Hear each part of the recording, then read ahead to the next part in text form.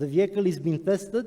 All our vehicles are tested in Germany, and they are going through a harsh test, which each and every vehicle is shot minimum 300 times at 90 degrees angle, which means that the perfect shot goes to the They tested with the 9 kilograms of TNT placed at 3 meters distance on the side of the vehicle. Every vehicle comes with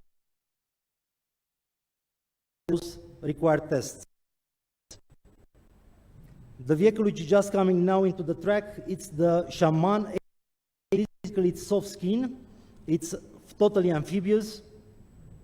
Those vehicles are mainly used in search and rescue operations, humanitarian operations, and due to the fact it's 8x8, it has the capability of turning all 8 wheels at a time, which it makes from this vehicle a capable vehicle in riding into the urban environment, where you're going to get more than 90 degrees angles on turnings.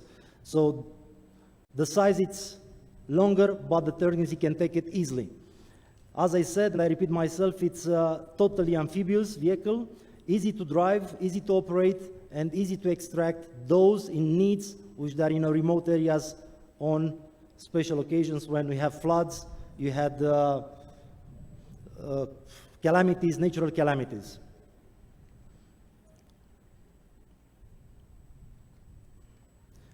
As you can see now, it's taking a sharp turn using the 4 front wheels and the 4 on the back. So all they turn simultaneously. And all this, it's managed by the driver by a push button. So he can select from the interior of the cockpit how to operate the vehicle, either the 4 wheels.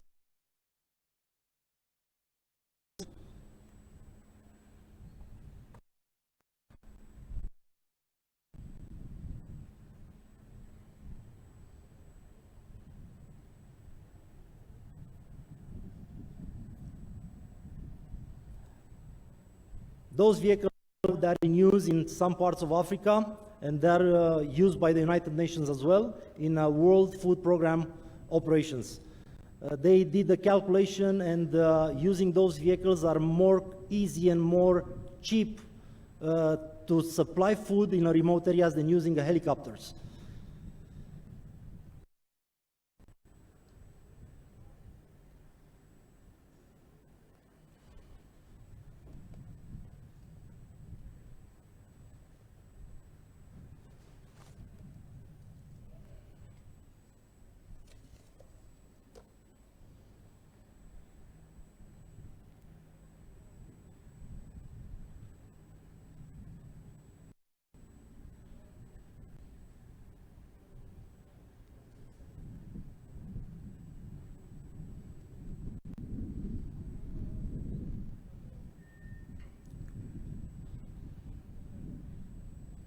The next vehicle coming to the track is the Falcon. This vehicle, it's BR6 leveling armor, equipped with a CTIS system, which it allows the operator to deflate or inflate the tires while they're inside the vehicle without breaking the armor of the vehicle. If they change the environment, if they drive from the paved road to the 4x4, where it requires 4x4 in the area, they have to deflate the tires to expected pressure in order to accomplish their mission. So they can do this from inside the vehicle without exiting the vehicle. The crew capacity of this vehicle is 2 + 8. So you get 8 people inside, 8 operators, well protected. It's a very robust vehicle. It can be equipped with a turret as well, 360 degrees turret. It's been proved in combat in Syria. It's been active there from the beginning of the war till the end of the war. The engine is a Cummins engine, 6.7 liters.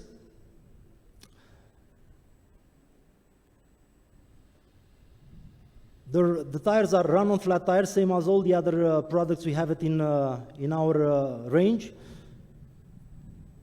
And this vehicle can go up to Stanak 2 armor leveling.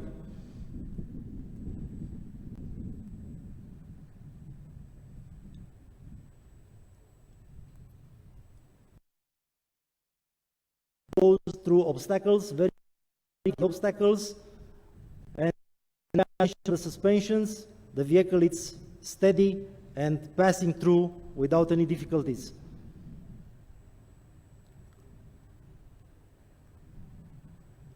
Whenever we design a vehicle as a company, we take into consideration the people which they're going to use them and they're going to operate them.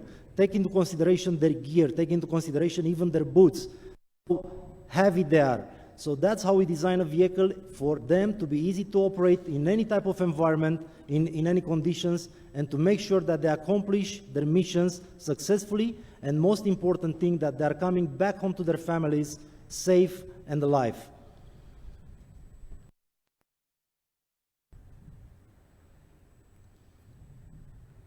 The next vehicle which is going to be on a show is the Riot Control Unit, mainly used by the law enforcement, especially in an urban environment, to disperse the crowd. We are using water, which is a non-lethal, it's considered a non-lethal weapon. The tank capacity of the water is 6,000 liters. The pressure of the cannon, it goes up and spraying the water up to 50 meters distance. It's equipped with a main gun, which is on top of the vehicle, and two additional guns which are on the side of the vehicle for a side approach.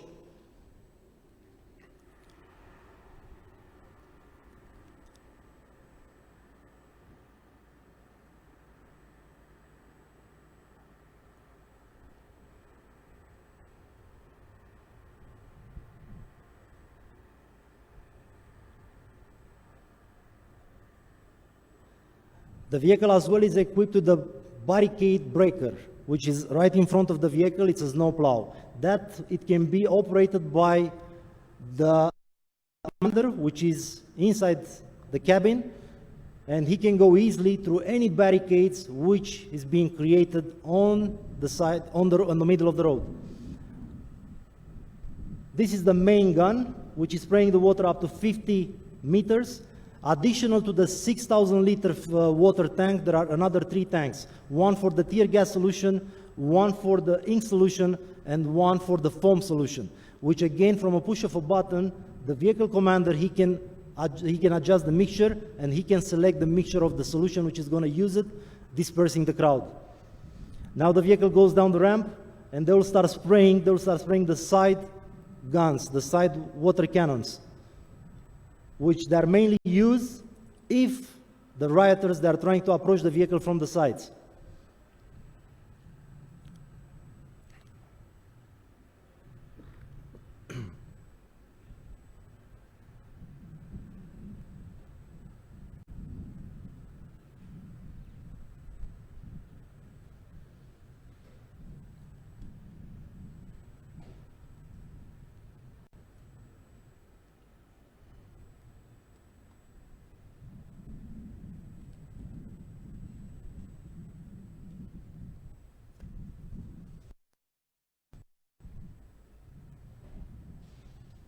That's the side cannon.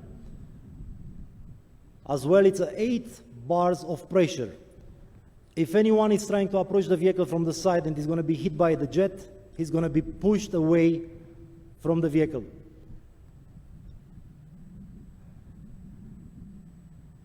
Those vehicles usually they are operated as a group of vehicles by the Riot Control Unit or a squad.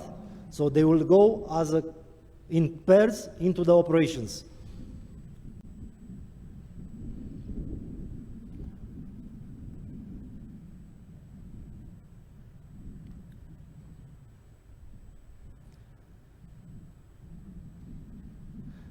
The crew is made up from 3, the driver, the main operator of the gun, which is seated in the center cabin, and the vehicle commander, which is on the right-hand side of the driver.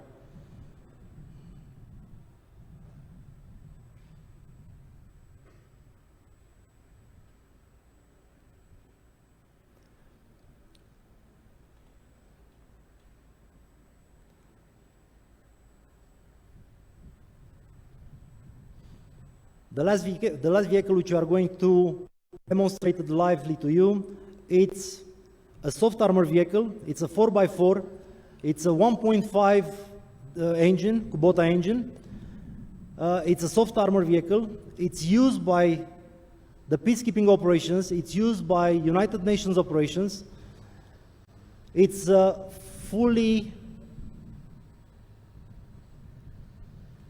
amphibious vehicle, and the nicest part of it is that this vehicle doesn't run by miles. It runs by hours. So the fuel consumption, it's 2 to 3 liters per hour operating this vehicle. It has a fuel capacity of 56 liters of diesel and another additional 58 liters in each one of the rims. So with this vehicle, easily you can operate 3,000 hours without stopping for refueling. It's mainly used in Lake Victoria for World Food Program by the United Nations. They are supplying food instead of using helicopters. It's more cost effective and it's more reliable to use this vehicle, which we call it Sherp. It's a two-man operations. It's a driver and the vehicle commander, and the back of the vehicle, it can be used for cargo or for passengers. It comes in 2 versions, the 4x4 and the 10x10. What we present you now is the 4x4 version.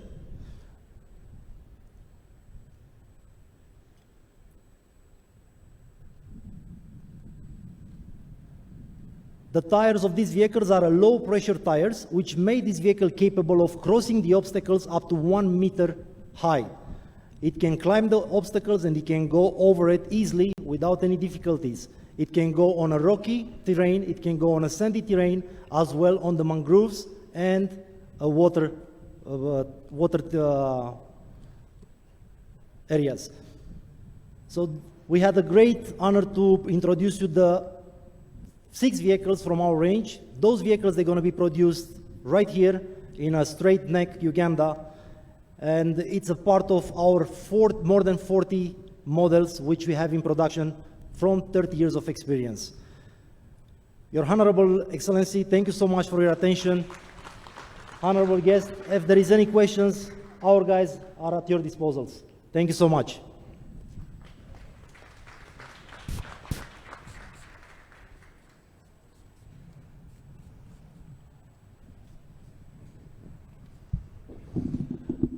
Thank you, Mr. Marius, and thank you, Managing Director Nec, for fishing partners that indeed will work with us to grow.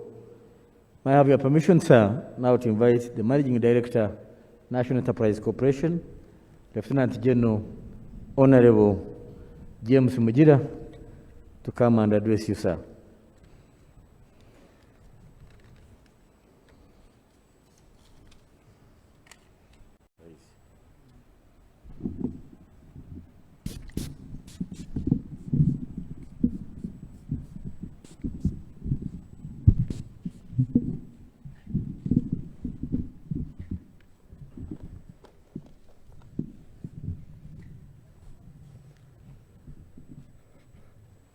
Your Excellency, the President of the Republic of Uganda and Commander-in-Chief of the Armed Forces, His Excellency General Retired Yoweri Kaguta Museveni, the Honorable Minister of Defense and Veteran Affairs, Honorable Vincent Bamrangachi Sempija, the Deputy Minister of Defense of South Sudan, Lieutenant General Thornton Barrock, the Honorable Minister of State for Defense, Honorable Jacob Maxons Oboth, the Honorable Cabinet Ministers here present, the Minister of Security, the Honorable Major General Retired Jim Muhwezi, the Minister of State for Internal Affairs, General David Muhoozi, the members of Parliament led by the Chairperson of the Defense and Internal Affairs Committee, Honorable Rose Nyachikongoro,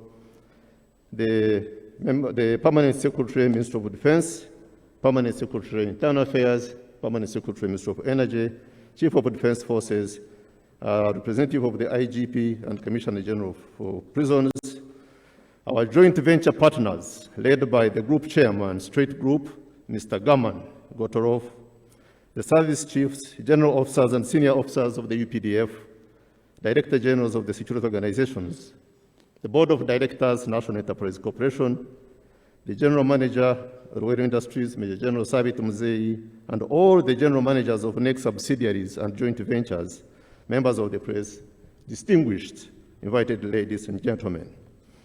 I'm Lieutenant General James Mujera. I'm the MD and Chief Executive Officer of the National Enterprise Corporation, which is the commercial and business arm of the Ministry of Defense and the UPDF. Permit me, Your Excellency, to first of all take this opportunity on behalf of NEC and on my own behalf to welcome you to this function of the commissioning of the Nec Streit Armoured Vehicle Manufacturing and Assembly Plant here at Nakasongola on the shores of Lake Kyoga. Your Excellency, a few years ago, you came here to commission Kyoga Dynamics Commercial Explosive Production Facility and other facilities like the High Precision Equipment Workshop. Early this year, in January, Your Excellency came back to commission the Proheri International Services Maintenance, Repair, and Overhaul Plant. This morning, before we came here, you commissioned 4 projects next door, namely the 500 kilowatt solar plant, the oxygen and the nitrogen plant, the Weber woodworking machine making factory, and the surgical masks production workshop.